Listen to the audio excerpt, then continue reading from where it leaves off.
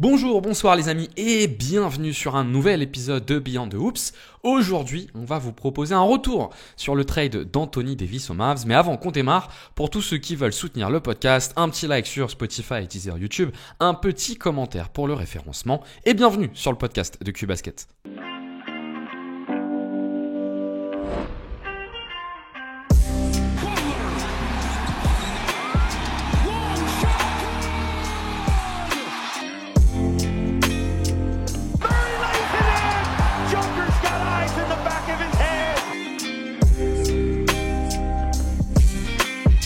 Mitchell has his head up, takes the Levert feet. Oh my!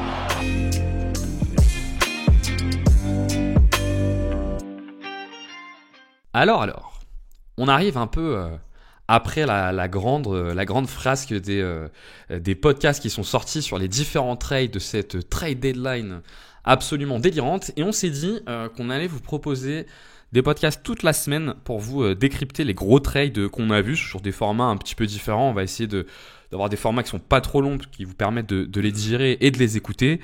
Mais on va surtout essayer de se concentrer sur des éléments de jeu pour se demander ce que chaque joueur peut apporter à l'équipe qu'il rejoint. Et on commence peut-être de manière surprenante, non pas par le trade de Luka Doncic, enfin si, il est dans le trade, mais surtout par l'arrivée d'Anthony Davis aux Mavs. Et pour parler de tout ça, on est avec Paul. Ça va Paul ? Ça va et toi ? Bah écoute, je suis content qu'on arrive à trouver une formule là pour parler de tout ce truc. En fait, ce que vous savez pas, c'est que nous en interne, on a eu du débat, je crois, pendant tout le week-end pour savoir quel format on prenait pour vous parler de tout ça. On sentait bien qu'il fallait qu'on vous en parle. En même temps, on voulait pas refaire des choses qui ont déjà été faites, donc ça a occasionné pas mal de débats. Mais on va voir si on a trouvé la bonne formule. On va voir. Ouais, enfin, ce qui compte, c'est en parler. Donc ensuite, la formule. Exactement. Voilà, quoi. Exactement. T'as réagi comment toi quand t'as vu ce trade d'ailleurs ? Oh, franchement, je sais même plus comment j'ai réagi, quoi. Parce que je me suis dit, en fait, je me dis aujourd'hui, il y a plus rien qui me choque avec les trades et tout.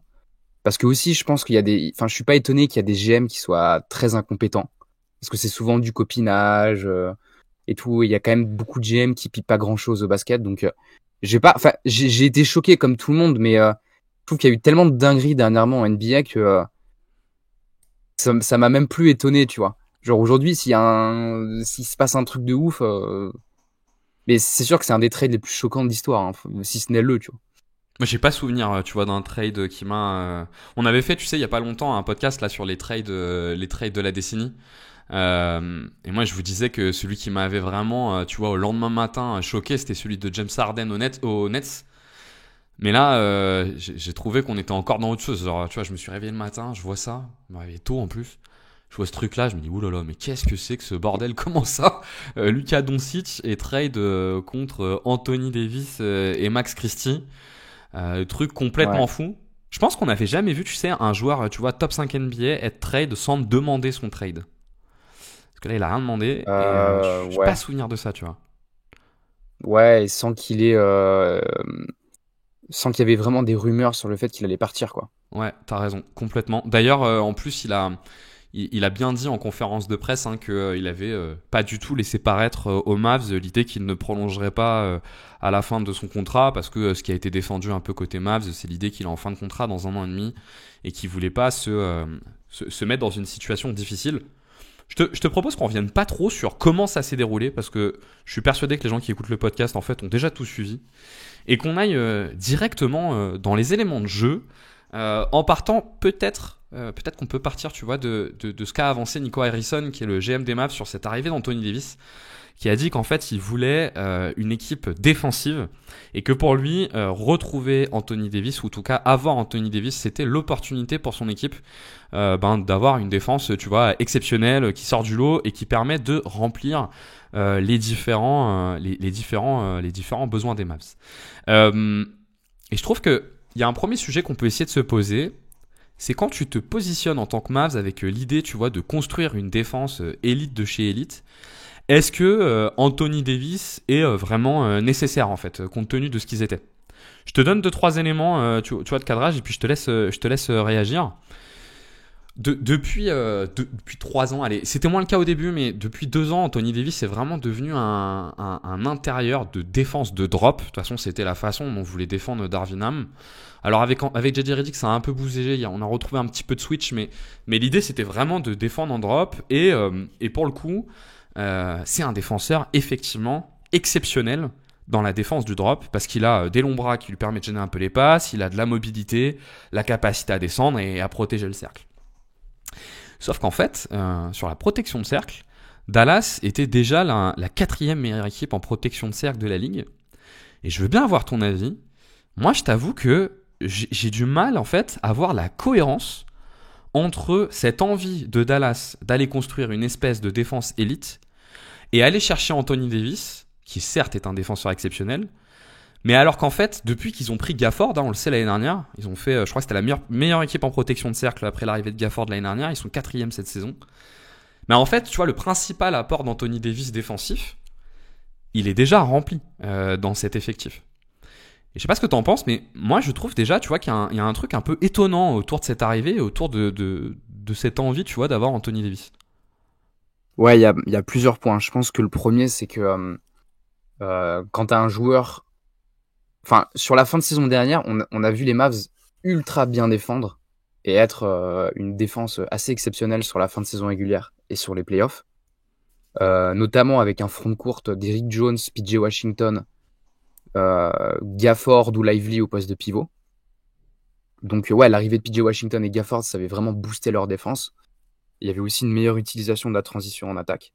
Et comme quoi, moi je m'en souviens, l'année dernière, j'avais regardé des ratings sur les 5 main line-up sur la fin de saison qui avait les meilleurs defensive ratings, et t'avais Luka, Kyrie avec les 3 des 4 mecs que je viens de citer. Mm-hmm. Donc le fait d'avoir Luka ou Kyrie, donc le fait que t'étais pas ouf en fait en défense POA, ça t'empêchait pas d'être élite de chez élite en défense. Et on l'a vu évidemment sur les playoffs où finalement le problème c'était le spacing et pas la défense, même si par moments c'était compliqué quand même quand Luka voulait pas trop défendre, voilà quoi. Et pareil pour Kyrie qui était un peu limité, etc. Bah, ce qu'on a déjà vu... ça c'est le premier point. Ouais. Deuxième point, je trouve quand même que, et notamment cette saison avec l'absence d'un amant de Luka, que ils sont quand même très Lively dépendants. Je trouve que Daniel Gafford, c'est pas le défend, enfin il défend bien, mais je trouve que tu vois, c'est pas un rim protecteur élite. Je trouve qu'il est un peu soft aussi au rebond. D'ailleurs, l'année dernière, ils avaient un peu gommé leurs problèmes au rebond et sur la fin de saison. Et cette année, c'est quand même la 26e équipe qui prend le moins de rebonds défensifs cette saison. Donc voilà, je trouve quand même que c'est une équipe qui est très Lively dépendant. Et c'est vrai que il y a eu, tu vois, l'arrivée de Clay par exemple. Et tu sens que sur la défense point of attack, ils sont moins forts. Il y a aussi peut-être des mecs qui font un peu moins d'efforts à côté. Je pense que la perte de Derrick Jones aussi, elle est un peu embêtante pour eux sur la défense. Donc clairement sur le stretch où Luka était pas là, tu pouvais t'attendre à ce que défensivement ce soit mieux. Mais en fait non, c'était pas ouf. Ils étaient dans le top 10 des pires défenses, même sans Luka quoi. Tu vois, là où je suis là où je suis d'accord avec toi, c'est sur ce que tu dis sur l'élément lié à Derrick Jones. Sur les playoffs de l'année dernière, ce qu'on a vu, c'est que effectivement leur système défensif qui leur permet d'aller en finale NBA se grippe. En fait, quand ils démarrent les playoffs, quand ils jouent contre Casey, l'essentiel de la qualité de leur système défensif, c'est effectivement la protection de cercle. Je suis un peu moins dur que toi sur Gafford. Moi, je le trouve plutôt très bon sur la protection de cercle. Et en tout cas, ce qui faisait leur défense, c'est la paire Lively-Gafford et leur capacité à protéger le cercle. Quand ils jouent contre Casey, ils font l'impasse sur Chet un peu, sur Lou Dort un peu, et en fait, ils mettent pas dedans. Et ça leur permet de conserver cette protection de cercle. Quand ils arrivent en finale contre Boston, là, ça se grippe un peu parce que pour le coup, le 5-out de Boston fonctionne. Et on se rend compte qu'en fait, leur défense, elle a du mal à être fonctionnelle dans ce contexte-là. Et là, moi, donc, je trouve qu'avec Anthony Davis, ils viennent renforcer en fait un point fort qu'ils avaient déjà avec la paire Lively-Gafford. Et là où moi je te rejoins complètement, c'est pour moi le joueur défensif qui n'a pas été remplacé cet été, je suis tout à fait d'accord avec toi, c'est Derrick Jones Jr. qui pour le coup a porté cette défense du point d'attaque. Il a été remplacé par Klay Thompson qui a beaucoup plus de difficultés là-dessus. Et ça se traduit statistiquement, il me semble, par un élément. Effectivement, c'est la 4e meilleure équipe sur la protection de cercle. Par contre, ils sont 8e sur la fréquence. C'est-à-dire que c'est la 8e équipe qui concède le plus de tirs au cercle. Et souvent, quand vous avez une équipe qui concède beaucoup de tirs au cercle, c'est souvent parce qu'en fait, la défense des extérieurs, elle est un peu light. Et donc, du coup, les mecs arrivent à aller au cercle. Et donc, ta difficulté, c'est de le faire aller. Et en fait, je vois pas trop. Évidemment, ils vont progresser défensivement. Mais tu vois, pour moi, c'est pas un profil comme Anthony Davis qui fait que d'un coup, ça devient, tu vois, genre la meilleure équipe défensive de la NBA, parce que ce qu'ils perdent en attaque, c'est quand même énorme. Et du coup, ça peut que passer par la défense. C'est pas pour moi un profil qui fait de cette équipe, d'un coup, la meilleure défense NBA. Il aurait fallu plutôt un profil extérieur, même si on sait que ça a moins d'impact offensif, enfin, moins d'impact dans l'ensemble, et donc c'est toujours mieux d'avoir un intérieur défenseur, mais j'ai un peu du mal, en fait, à comprendre leur justification par cet élément-là. Toi, selon toi, quand tu vas chercher Anthony Davis, tu es un GM, tu vas chercher Anthony Davis, c'est pourquoi? Pourquoi tu prends Anthony Davis? Bah justement pour sa défense élite de chez élite et pour construire une espèce de enfin pour que tu aies peut-être à chaque fois sur le terrain un soit AD ou Lively, soit AD ou Gafford pour que tu sois vraiment impénétrable et pour que tu concèdes le moins de tirs possible dans la raquette et pour que l'équipe en face en mette le moins possible et pour que justement tu te dis OK, qu'on perd un peu en défense point of attack, là maintenant vu qu'on a deux énormes presque à chaque fois protecteurs de cercle, Ouais. ça nous, ça fait qu'on peut un peu plus encaisser sur la défense point of attack que d'habitude. Après, moi voilà, je suis plus bas que toi sur Gafford. Je pense même que je suis pas sûr que Gafford l'année prochaine reste parce D'accord. qu'on va se rendre compte qu'il y a un manque de création offensive. Il n'y a pas 1 milliard de contrats que tu peux envoyer et qui ont de la valeur. Je pense que quand même Gafford il a de la valeur. Et ce qui est intéressant du coup avec Davis, c'est que tu seras moins Lively dépendant et que tu auras à moins à chaque fois un protecteur de cercle élite, parce que je pense pas que Gafford soit élite sur la protection de cercle. Et parce qu'on en parlera après, mais voilà, il y aura un manque de création offensive. Et je pense pas que la meilleure solution, c'est d'avoir AD en 4, mais ça, c'est pareil, on en reparlera plus tard. Ouais, ok. Donc, effectivement, on peut se projeter donc, sur l'idée que ça va quand même pouvoir leur permettre de créer une espèce de rempart de la raquette absolument exceptionnel. Voilà. Bon, moi, une fois de plus, Voilà. je tourne pas en rond dessus. Moi, je trouve ça un peu étonnant parce qu'ils sont déjà élites là-dedans. Donc, ils viennent renforcer une qualité élite. Moi, je trouve. Bah, un peu comme les Cavs, tu vois, qui sont pas ouf sur la défense point of attack, mais t'as toujours Mobley et Allen. Et ça fait quand même t'as ta défense qui est sûre d'être top 10 chaque année parce qu'en fait, t'as les deux. Bon, après, t'as quand même des mecs comme Okoro et D-Wade, mais en fait, vu qu'ils sont quand même assez souvent blessés. Donc, tu t'assures peut-être, on verra, hein, ça se trouve, ce sera pas le cas parce que la conférence Ouest c'est différent, mais tu t'assures peut-être sur les 3-4 prochaines années d'être top 10 défense chaque année sans trop forcer, quoi. Ouais, et puis on peut ajouter que ce que t'apporte Anthony Davis, qui pouvait être une limite que pour le coup avait Dallas, avec les profils de Gafford et Lively, ok, ils arrivaient à booster leur protection de cercle, mais il y avait une contrepartie, c'est que offensivement, souvent les porteurs de balles se faisaient beaucoup trapper, et sur le short roll, autant Lively est pas trop mal, moi je trouve que c'est pas élite, loin de là, mais il y a des brides de choses pas trop mal de Lively sur le short roll, sur le playmaking sur short roll, autant Daniel Gafford, pour le coup, là, c'était beaucoup plus compliqué. Daniel Gafford, il est beaucoup dans la verticalité au cercle, mais s'il reçoit le ballon au niveau des lancers francs, il a du mal à savoir quoi faire. Et là, en ayant Anthony Davis, c'est le grand apport d'un profil comme Anthony Davis, tu as la protection de cercle.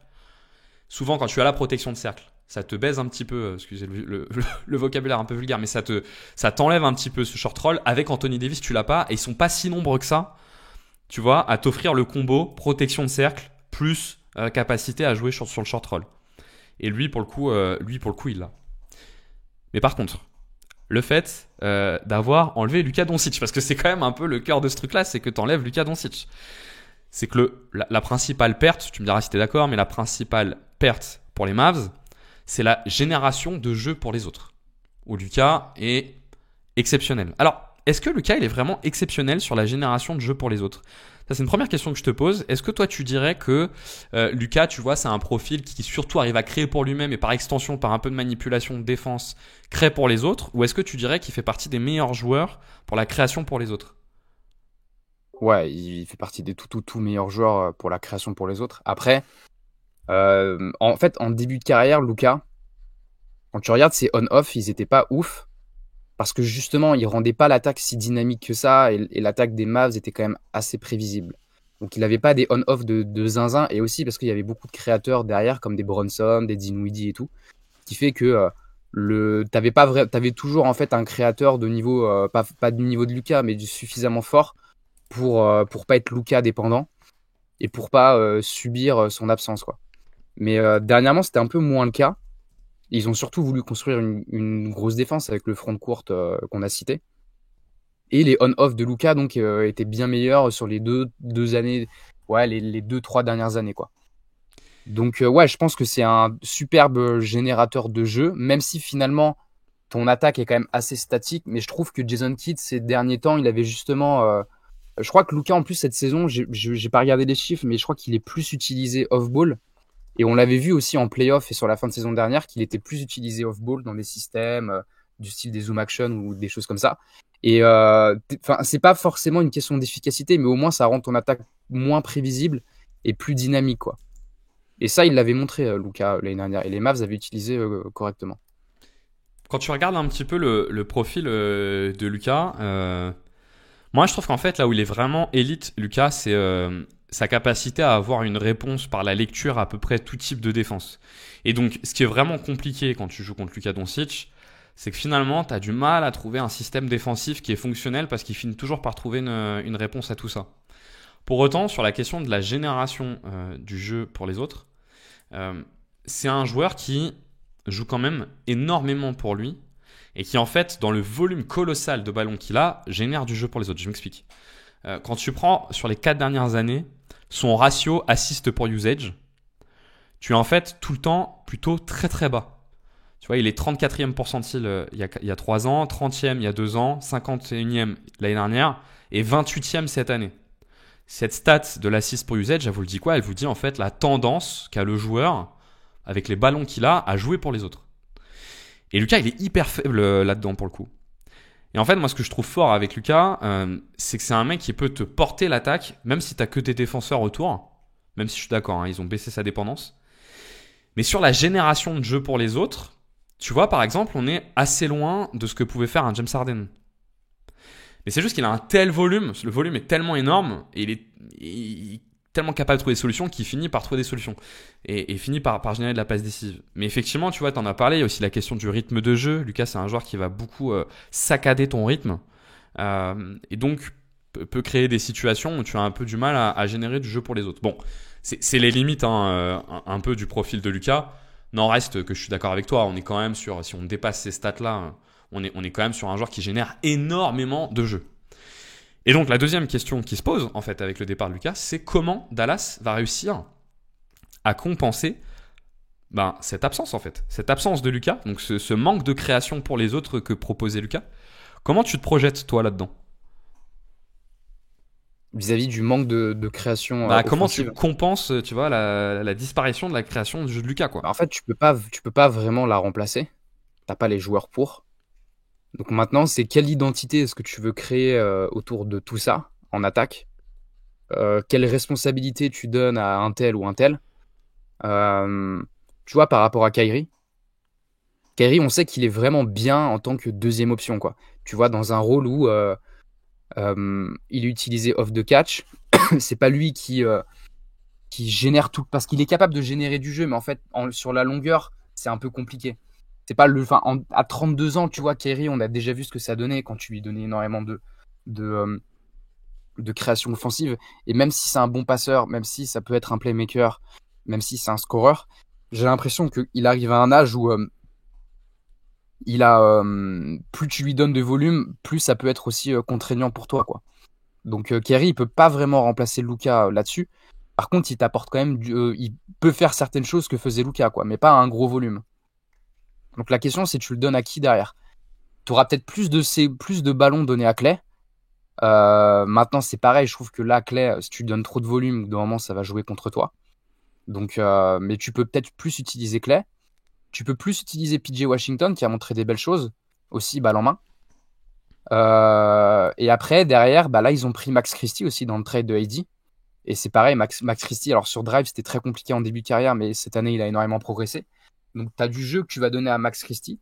Il y a des mecs comme Spencer Dinwiddie qui sont encore dans l'effectif. Maintenant, je sais pas s'il va rester très longtemps. Moi, je comprends pas trop le trade en aparté pour Caleb Martin, parce qu'avec Quentin Grimes, t'avais quand même un joueur jeune. Alors, ok, il y a une question de contrat, etc. Mais il avait vraiment montré des très bonnes choses, Quentin Grimes, sur du drive. Je trouvais qu'il pouvait vraiment, vraiment devenir un super driver. Et en plus, il y a du passing sur drive. Et tu le sacrifies pour Caleb Martin. Donc voilà, t'as pas mal de joueurs en fait qui savent porter la balle, qui savent drive dans cet effectif et qui savent aussi rentrer leurs 3 points, même s'ils sont pas tous réguliers. Donc au final, t'as des options, mais est-ce que t'as pas un peu trop d'options? Et au moins, quand t'avais Lucas sur le terrain, Ouais, tu c'est plus savais à clair. qui Ouais. tu donnais la balle et voilà quoi. Donc t'as des joueurs qui devront peut-être un peu se réinventer quoi.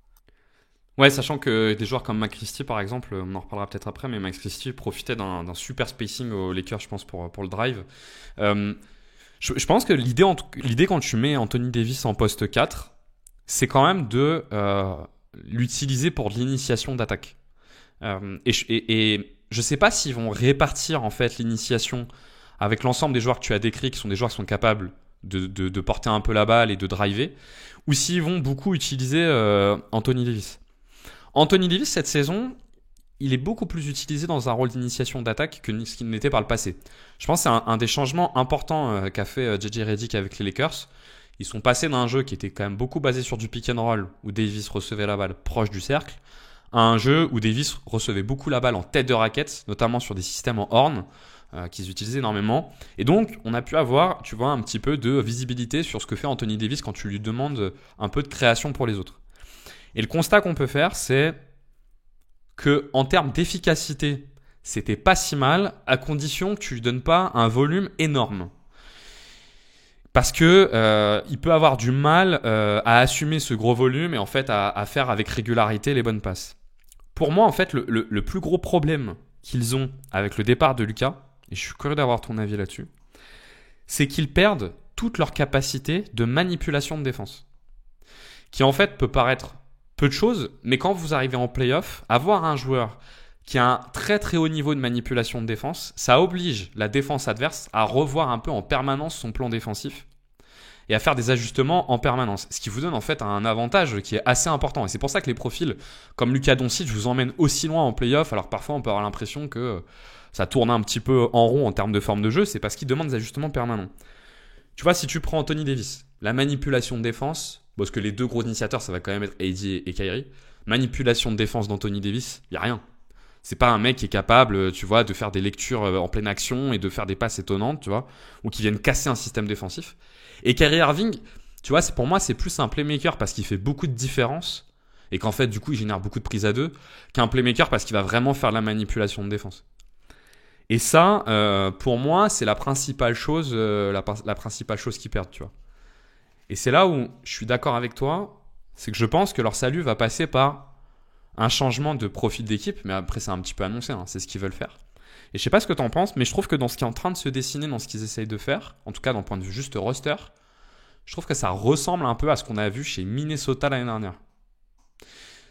Et là, je suis curieux d'avoir ton avis, c'est-à-dire une défense très très forte sur la protection de cercle, alors après ils n'ont pas le matos extérieur, hein, mais bon, une défense très très forte sur la protection de cercle, et en fait, des joueurs qui sont un peu capables d'exploit pour maintenir un niveau d'attaque, tu vois, qui est pas élite de chez élite, mais qui est suffisant pour maintenir l'écart avec ta défense.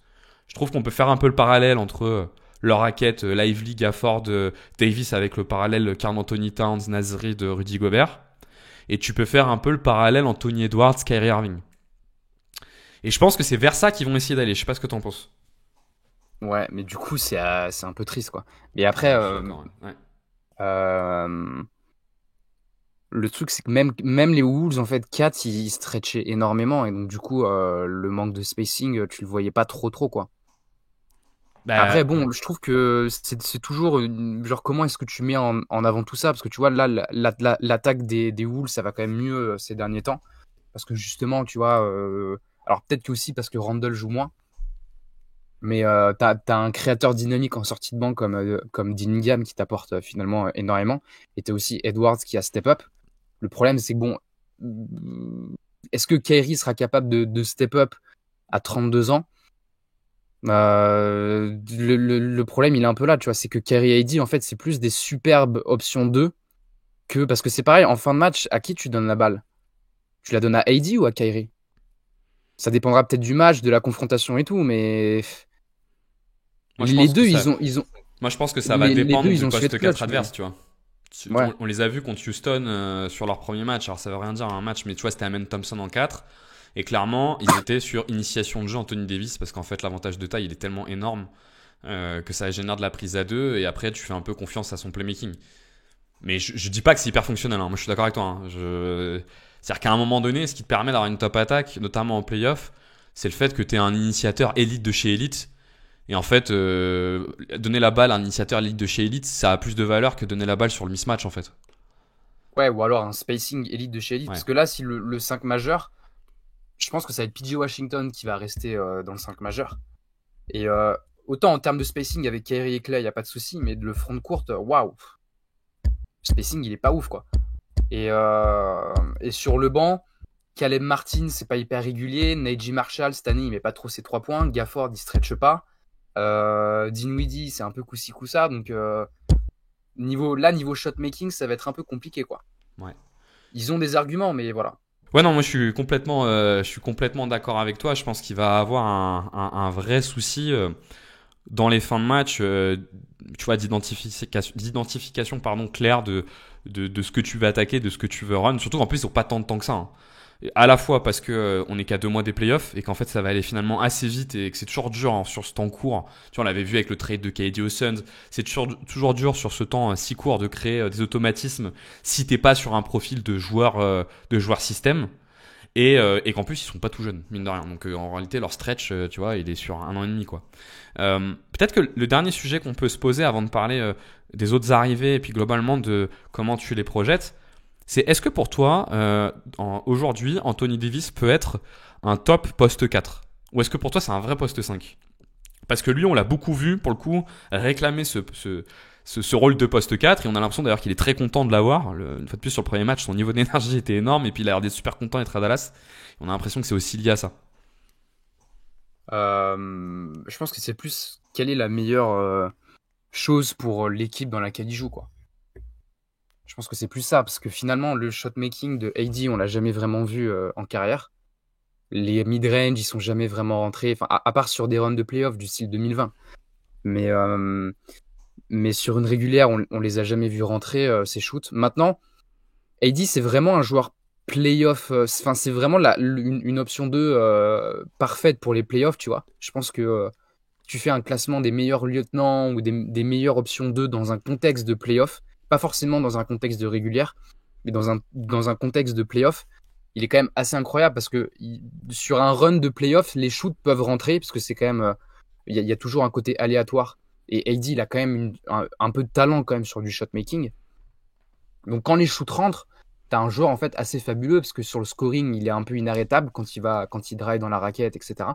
Et en défense, bah voilà, il a une protection élite, il est capable de d'éteindre des mecs, voire même d'éteindre des mecs sur switch. Je pense à la série, tu vois, contre les Warriors ou face à Curry. Curry avait énormément galéré face à AD en 2023 quand ils s'affrontent.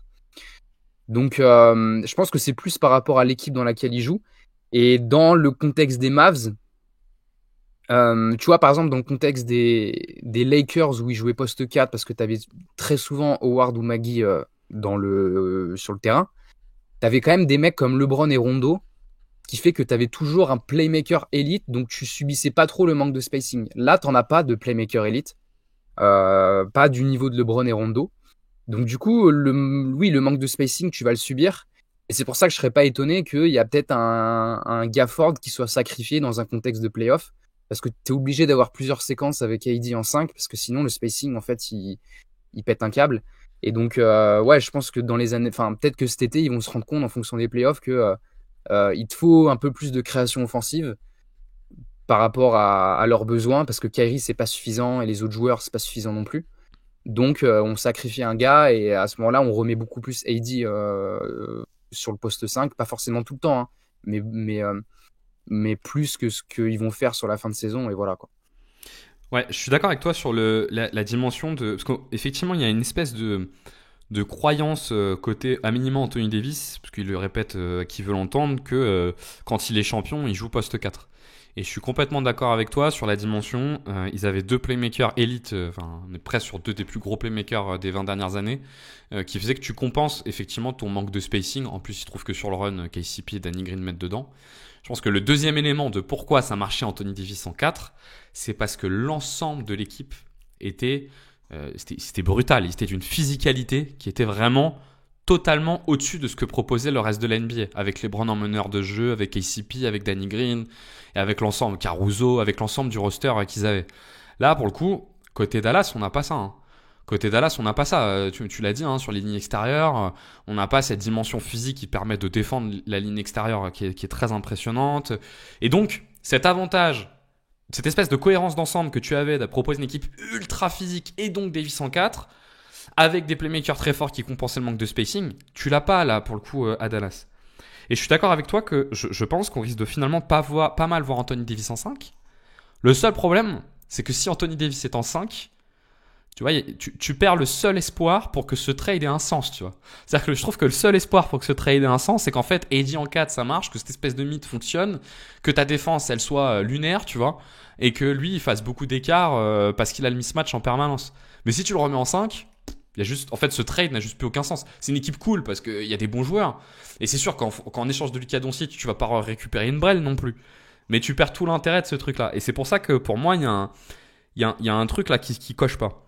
Et le dernier élément qui me paraît important, c'est que ça fait longtemps qu'on n'a pas vu Anthony Davis sans un top joueur de pick and roll. Parce que l'efficacité offensive d'Anthony Davis, elle était quand même sacrément dépendante de son playmaker, qui était quand même LeBron James. Parce que je suis d'accord avec toi, son mi-distance n'a jamais été complètement fiable. Alors, depuis un an, il s'est quand même vachement rapproché du cercle sur le post-up et il le fait plutôt bien. Mais son shoot, globalement, est pas très fiable. Et donc, si le spacing est pas optimisé, quid de sa capacité à se rapprocher du cercle dans un monde où il joue aussi avec Gafford, aussi avec Lively, tu vois. J'ai peur qu'effectivement, ça soit assez rapidement bloquant et qu'en fait, on se rend compte que Anthony Davis, c'est pas un joueur si efficace que ça, finalement, tu vois. Parce que c'est pas Kyrie Irving qui va le mettre dans des top conditions, quoi. Comment ? Je suis pas trop d'accord. Ok. Mais parce que finalement, au Pels, il a jamais eu un playmaker élite. Et quand tu regardes ses stats d'efficacité, c'est un peu les mêmes qu'aux Lakers, quoi. Tu vois, genre sur le short mid, au cercle et tout. Donc, je suis pas trop d'accord. Mais on verra. Peut-être que après, il avance aussi en âge. Il a 32 ans, donc on verra aussi. Ouais, effectivement, il était un peu plus jeune pour le coup, mais on verra. Mais peut-être qu'effectivement, ça va être fonctionnel, tu vois, à ce niveau-là. Hein. Et puis pour le coup, t'as raison, au Pels, le niveau de spacing, c'était pas bon. Enfin, même si au final, au Pels, le temps où il a joué avec Cousins, c'était pas si énorme que ça. Ça marchait très très bien avec Mirotic plutôt, et donc Davis était en 5. Il y avait quand même Rajon Rondo. Enfin, t'avais quand même ce partenaire de pick and roll, tu vois, pour le mettre dans des bonnes situations. Donc faudrait reprendre en détail, mais on va voir ce que ça donne. On se dit 2 mots, Paul, sur les autres arrivées, pour le coup. La première autre arrivée dans ce trade, c'est Max Christie. Alors moi, j'adore Max Christie. Je trouve que c'est vraiment un super joueur. L'année dernière, je faisais plutôt partie des gens qui pensaient que Darvin Ham le sous-utilisait. Il avait du mal à montrer qu'il méritait plus de temps de jeu, mais en même temps, il n'était pas non plus utilisé dans un rôle constant.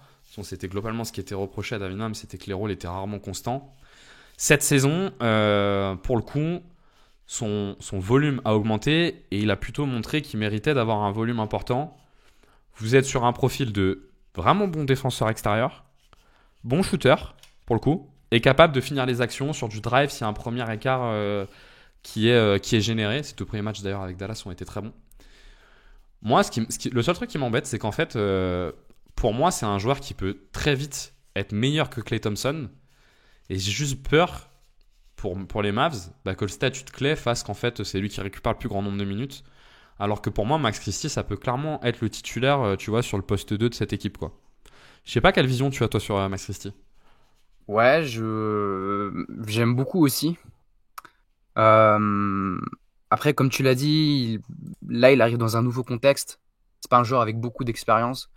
Donc là, il a fait 3 gros matchs sur le début, donc j'ai envie d'être optimiste, mais on verra. Dans un contexte de playoff, je pense que son profil peut être cool.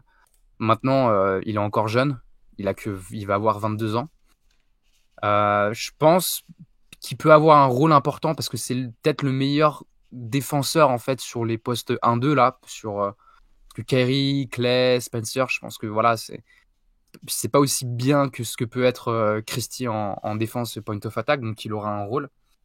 S'il est mis sur le banc, en fait, il aura peut-être plus de responsabilités offensives, donc ça peut être aussi intéressant pour lui qui reste sur le banc. Donc ouais, une bonne pioche. Une bonne pioche. Il lâche aussi Kleber dans le trade. Bon, Kleber, ça devenait compliqué parce qu'il était beaucoup blessé. Et même s'il a tu peux le faire jouer en 5 parce qu'il défend plutôt bien sur des 5 et qu'il stretch. En fait, il stretch. Enfin, c'est compliqué de vraiment anticiper le shoot de Kleber. Donc, je pense pas que ce soit une si grosse perte que ça pour l'effectif des Mavs où dans la raquette, ils sont quand même bien chargés, quoi, là, avec AD. Donc, Christie, bonne pioche, ouais. Cette saison, il était 81% de réussite au cercle, 98e percentile, avec un volume, c'est à peu près 25-30% de ses tirs. Donc pour le coup, sur la finition au cercle, il était vraiment très très bon. Je mets juste un petit bémol, c'est très très bon dans un contexte où le spacing était vraiment très bien fait aux Lakers, avec AD très présent en tête de raquette, donc beaucoup de libération de cercle, donc ça peut quand même descendre. Et d'ailleurs, la saison dernière, il était à 62%, donc il y a quand même 20% d'écart, c'est énorme. Et pour le coup, là, depuis qu'il arrive en NBA, son shoot à 3 points, il est fiable, donc il n'y a pas de raison que ça bouge. Moi, je crois pas trop en sa capacité à générer du jeu pour les autres. Il faut qu'il reste dans ce rôle-là, mais je pense qu'ils vont le faire rester dans ce rôle-là et que ça sera à ce niveau-là assez fonctionnel. Et bon défenseur à la fois de point of attack, mais aussi bon défenseur collectif. Donc ça, c'est assez intéressant. À mon avis, les Lakers auraient largement préféré, tu vois, lâcher un Dalton Knecht dans le trade que Max Christie, par exemple. Et ça reste quand même un asset, je trouve du trade. Sur l'arrivée de Caleb Martin, moi, j'ai pas trop d'avis. Je pense que l'avantage de Caleb, c'est qu'en fait, il peut jouer 3-4. J'ai pas trop compris ce trade, en fait. Je vois pas trop ce qu'il cherche à faire. Effectivement, il y a la question du contrat. Mais au-delà de ça, j'ai pas compris ce mouvement. Je sais pas toi, mais t'en as parlé un peu tout à l'heure. Enfin, Grimes et Martin, ils ont un peu le même profil, mais c'est juste qu'il y en a un qui a 5 ans de moins et qui a encore une grosse marge de progression, alors que Martin, c'est plus le cas, quoi. Et moi, je trouvais que, enfin, Martin, si tu regardes ses stats au shoot, il est pas si dégueu, mais je pense que Grimes, c'est déjà mieux et c'est vraiment un ski shooter, Martin. Donc, sur 2 semaines d'affilée, il va shooter à 55%. Et sur les 2 autres semaines, il va shooter à 10%, quoi. Donc, ouais, il y a cette question du contrat, mais je pense que de toute façon, Grimes, t'aurais pu le prolonger pour pas si cher que ça. Donc, c'est pareil, c'est un move très bizarre de Nico Harrison. Donc, on commence à être habitué, hein. À force, voilà. Il devait juste, je pense, pas avoir les birds sur Grimes. Parce que normalement, les birds, faut que ton ancien contrat ait 3 ans de durée, ce qui n'aurait pas été le cas. Et peut-être qu'ils ont anticipé que, en fait, ils pourraient pas s'aligner sur une équipe peut-être qui proposerait le contrat. Bon, pour terminer, est-ce que pour toi, comment tu les projettes là sur la fin de saison? Est-ce que pour toi ils font partie des challengers, des contenders? Est-ce que pour toi ils se sont complètement sabordés et ça fera rien? Comment tu te... Allez, c'est quoi ton prono? Pas ta projection, la projection c'est dur en ayant rien vu, mais ton prono. Bah en fait ils avaient construit un effectif autour d'un mec, donc quand tu trades ce mec, c'est sûr que c'est compliqué d'analyser. Maintenant, je trouve que à l'Ouest, il y a une équipe qui commence un peu à être injouable, mais derrière, je trouve que c'est assez ouvert. Tu vois les Memphis, Nuggets, Lakers, Rockets, Wolves, Clippers et compagnie. Je pense pas que les Mavs ont un moins bon effectif que ces mecs-là. Donc après, voilà, là ils sont 8e au classement à l'heure où on est, ou à l'heure où on enregistre, on est le 9 février. Donc ça va être compliqué quand même de gratter des places. Donc finalement, ça se trouve, t'affronteras une équipe chiante à jouer dès le premier tour et tu sautes au premier tour. Mais je pense quand même encore que, tu vois, quand je regarde les autres effectifs, il y a quand même beaucoup d'effectifs qui sont pas autant pointus, que ce soit en termes de talent en attaque ou de défense ou de profondeur, parce qu'ils ont quand même un effectif assez profond, les Mavs. Donc pour moi, c'est peut-être encore le 2e meilleur effectif potentiel de la conférence Ouest. Après, voilà, tu t'as sacrifié beaucoup de continuité avec le trade de Luka. Donc je serais pas étonné qu'ils sautent au premier tour parce que manque de continuité, parce qu'en fait, ils savent pas trop comment jouer ensemble. Mais je serais pas non plus étonné qu'ils fassent à nouveau du grabuge et qu'ils fassent peut-être pas une finale NBA, mais une finale de conf, quoi. Parce qu'ils seront relous à jouer, je pense, en playoff. Kerry et AD, ils sont relous à défendre en playoff. Et c'est quand même des mecs qui sont bagués avec Clay, tu vois, il y a quand même beaucoup de bagues là parmi tous ces mecs-là, donc il y a de l'expérience. Maintenant, ouais, enfin, le plancher est questionnable, mais le plafond reste peut-être encore assez haut, quoi. Je suis totalement d'accord avec toi. En fait, tu vois, enfin, à très court terme, et pour le coup, c'est assumé, hein, côté Dallas, que ce trade est un trade pour du très court terme, pour jouer le titre tout de suite. Je dis pas qu'ils sont dans une meilleure position, mais ils conservent une position qui est préférentielle. Et effectivement, quand tu regardes les différents rosters, en fait, se dire que si ça tourne dans le bon sens, bah assez vite, en fait, c'est la deuxième meilleure équipe de la conférence Ouest, avec une marge avec OKC, ça me paraît pas complètement en fait déconnant. Et le truc que je trouve intéressant, une fois de plus, c'est si ça clique, s'ils arrivent notamment à compenser là ce problème qu'ils vont avoir de création, hein, quand même, hein, qui est pas rien, et vite ça peut être le gros problème. Je trouve que ils prennent une voie qui peut être une voie fonctionnelle pour battre OKC en fait. C'est-à-dire se dire que la seule façon de battre OKC, c'est de blinder l'intérieur, de blinder la capacité à prendre des rebonds, à pilonner inside, faire vite monter les fautes de Chet, submerger comme on pu le faire, tu vois, Mobley et Allen, submerger un peu Hartenstein, et qu'en fait c'est comme ça que tu peux battre OKC et pas vraiment autrement. Ça me paraît pas être le truc le plus déconnant du monde en fait. Mais je suis d'accord avec toi, je trouve que ça peut aussi sauter au premier tour. Mais en fait, plus ça avance, et plus je me dis, si la sauce prend, c'est peut-être le premier challenger de l'Ouest en fait. Tu vois. Non, pour moi, non. Non mais challenger derrière OKC, hein, le premier challenger de OKC. Ok, d'accord, le ouais, premier challenger ok. de OKC, tu vois. Oui, ouais. Ouais, non, mais je suis d'accord. Ouais. Et alors que je me disais plus ça, tu vois, avec l'effectif d'avant. Je me disais plus, tu vois, Dallas, ils jouent OKC, ils peuvent les taper. Pour moi, il y avait, je sais pas, une marche s'était créée, tu vois, entre les deux équipes. Et ça pouvait pas refaire ce que ça avait fait l'année dernière. Ouais, on verra. Ouais, on verra ce que ça va donner. On va vous laisser là-dessus, sauf si t'as d'autres trucs à ajouter de ton côté. Bah, juste peut-être sur du long terme, t'as Kyrie qui est en fin de contrat cet été. Il a une player option. Donc ce serait con quand même s'il se casse. Donc je pense qu'ils vont peut-être devoir. Je pense que Kyrie va peut-être un peu. Ils vont peut-être devoir le surpayer en fait, les Mavs. Parce que là, Kyrie, je pense qu'il a une bonne marge de manœuvre pour négocier. Donc on verra le contrat qu'il lui donne à Kyrie. AD, il lui reste encore 3 ans et demi ou 2 ans et demi, donc ça va pour l'instant. Je pense qu'il voit pas trop. Il n'y a pas trop de soucis là-dessus. Donc ouais, je pense que on verra le run de playoff qu'ils vont faire, s'ils vont en playoff, parce qu'ils sont pas encore en playoff. Mais je pense quand même qu'ils vont faire les playoffs.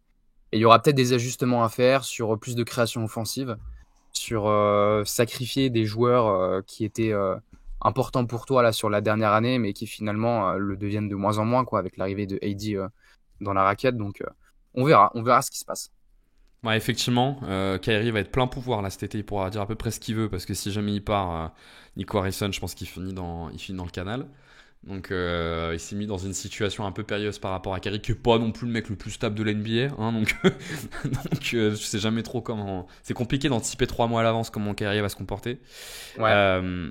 Et puis Mais après tous les mecs sont sous contrat, tu vois, donc ça va quoi. Tous les autres mecs ils sont sous contrat, mais donc ouais, il y aura juste Kyrie quoi.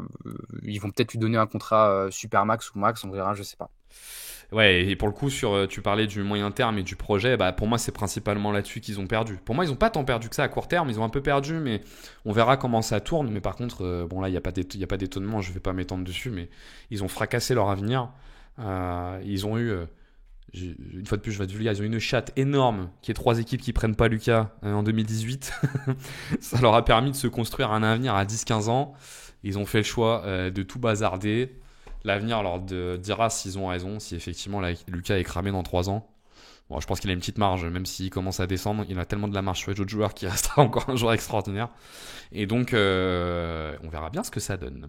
En tout cas, voilà, ça nous a permis de nous faire un premier tour là sur ce premier trade. Et puis toute la semaine, vous allez pouvoir retrouver des podcasts sur les différents trades majeurs qu'on a pu voir durant la trade deadline ou la dernière semaine de la trade deadline.